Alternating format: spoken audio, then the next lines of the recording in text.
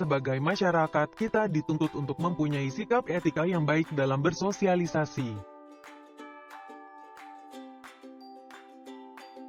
Oleh karena itu, kami dari kelompok 5 akan menjelaskan tentang apa itu etika dan bagaimana cara menerapkannya. Etika berasal dari bahasa Yunani yaitu ethos yang berarti kebiasaan atau sifat. Sedangkan menurut KBBI, etika adalah ilmu tentang apa yang baik dan buruk serta tentang hak dan kewajiban moral.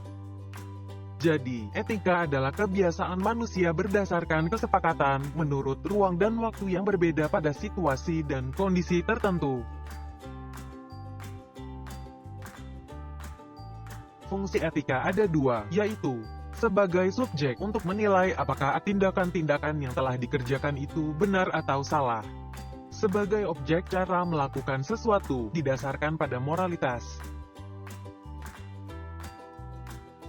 Tujuan etika adalah untuk mendapatkan konsep mengenai penilaian baik buruk manusia sesuai dengan norma yang berlaku. Jenis etika dibagi menjadi dua, yaitu etika deskriptif dan normatif. Etika deskriptif, etika yang berbicara tentang suatu fakta. Misalnya adat istiadat, kebiasaan, hal yang dianggap baik atau buruk.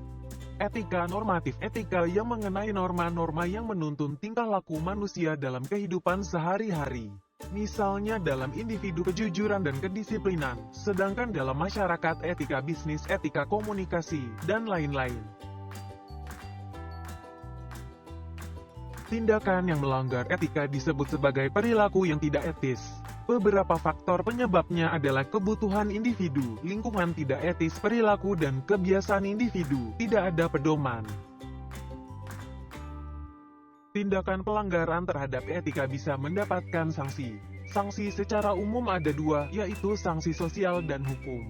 Sanksi sosial adalah sanksi yang diperoleh dari lingkungan sosial masyarakat. Teguran dari pemuka sosial hingga pengucilan dari kehidupan masyarakat. Sanksi hukum adalah sanksi yang diperoleh berdasarkan hukum positif. Hukum positif mempunyai akibat perdata atau pidana.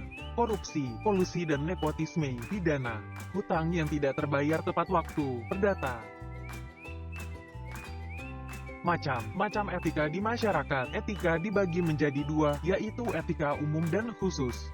Etika umum dapat dianalogikan dengan ilmu pengetahuan yang membahas mengenai pengertian umum dan teori. Sedangkan etika khusus merupakan penerapan prinsip-prinsip moral dasar dalam bidang kehidupan yang khusus. Etika khusus dibagi menjadi dua, yaitu etika individual dan etika sosial. Etika sosial terdiri dari etika komunikasi, etika keluarga, etika profesi, etika politik, etika lingkungan, dan etik ideologi. Selanjutnya adalah contoh penerapan etika.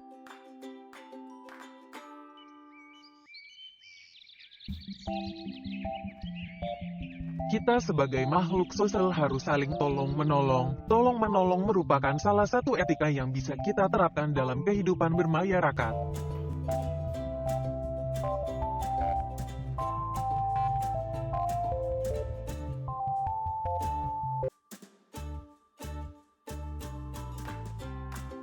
Dengan adanya etika diharapkan masyarakat dapat menjalankan kehidupannya dengan norma-norma yang berlaku.